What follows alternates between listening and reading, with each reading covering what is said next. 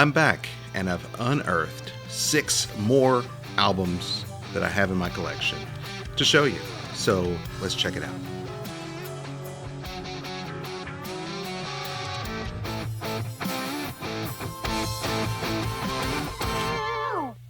Welcome back to my music basement. Now, I'm not a music critic. I'm not a professional musician. I just love albums. I love the format. I love the music. I love discovering new music. And I'm excited to show you a few that I've found along the way. You may know these and you may not. Some of them might be forgotten. All of them, I think, are underrated, which means I just think people aren't talking about them enough. And that's why I'm here, talking about them. So the first one is Kitaro's Oasis. This one's still got the plastic on it because it's got a sticker, and I want to save that sticker. The artwork on this album is by, I'll probably not pronounce this correctly, Shusei Nagaoka. Did those illustrations. Really great stuff. So this, you probably know Kitaro. This was before he had his big breakthrough with the Silk Road soundtrack. It borders on New Age, which is more what he was known for later, but I would say it's definitely got progressive rock elements. One of the weird things about this album is that the tracks in a lot of places sort of run together in a way that they like crossfade in places.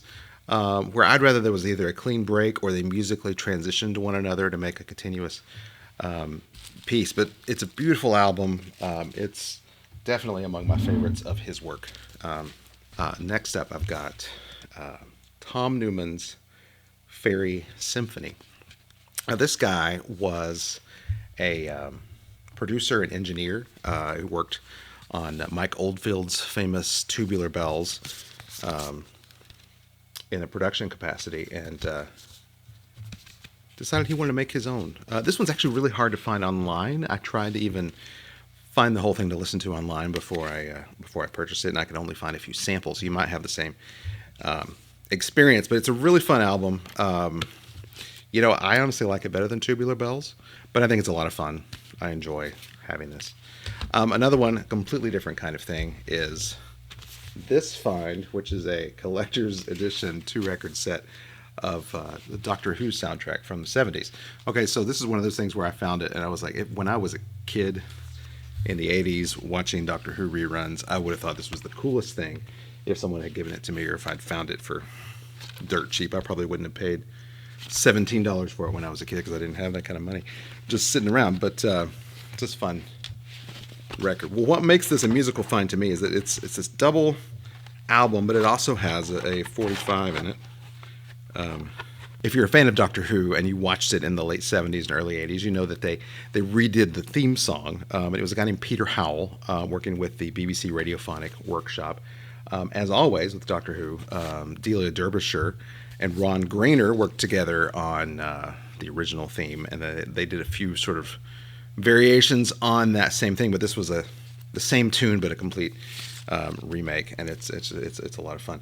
But so the B-side to this is The Astronauts, which is a track from the album Through a Glass Darkly by Peter Howell and the BBC Radiophonic Workshop. That's a fascinating album. But like this track is my favorite of this whole set. I've listened to that over and over again. But it's a lot of fun to have. So the next one is Billy Thorpe, Children of the Sun. This guy was, I'm not sure whether he was from Australia or the UK, based on what I've read. This is Billy Thorpe. This isn't quite progressive rock. It kind of looks like that. It's a concept album, and it actually has a sequel from a couple of years later called Children of the... no, this is Children of the Sun. 21st Century Man is the title of that one in 81. This one is from 79. Really fun album. Side 2 is the highlight for sure. There's the musicians on the album. There you go. Next on the list is Klaatu with Hope. So Klaatu was this interesting band from Ontario, Canada. This album came out in 1977. Their prior album started a lot of rumors that they were secretly the reunited Beatles. And that caused a lot of buzz, that got them a lot of attention.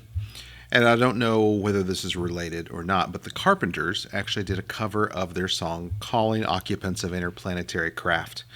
And they even did a weird sci fi TV special centered around that, which was really goofy, but you can't argue with the talent of the Carpenters. What do you do after all that attention? Well, you make an album like this. This concept album, it's honestly, it's fantastic. Incredibly underrated. Hopefully, not forgotten. But I love this. Some of the highlights are Politzania, the loneliest of creatures, and So Said the Lighthouse Keeper. The title track Hope is great too. But the artwork is bizarre and fantastical and sci-fi fantasy. It's just it's great stuff.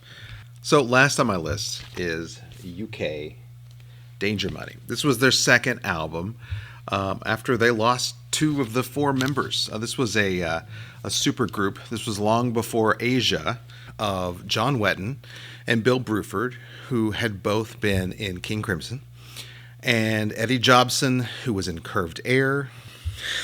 On this one, Alan Holdsworth and Bill Bruford left, and they picked up Terry Bozzio as a three-piece.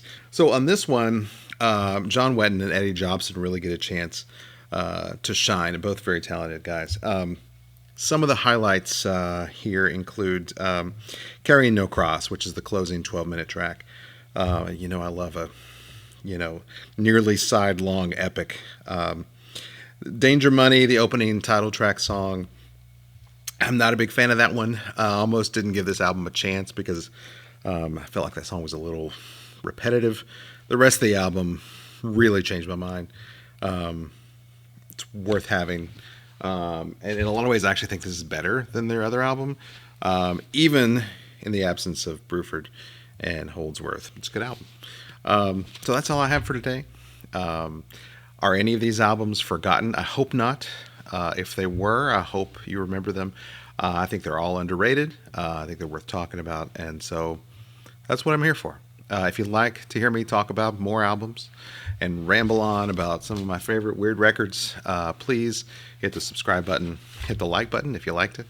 If you didn't like it, don't hit the don't like button if you don't mind. Thanks, and thanks for listening. See you next time. Bye. Bye. Hey, watch this one. Watch this one.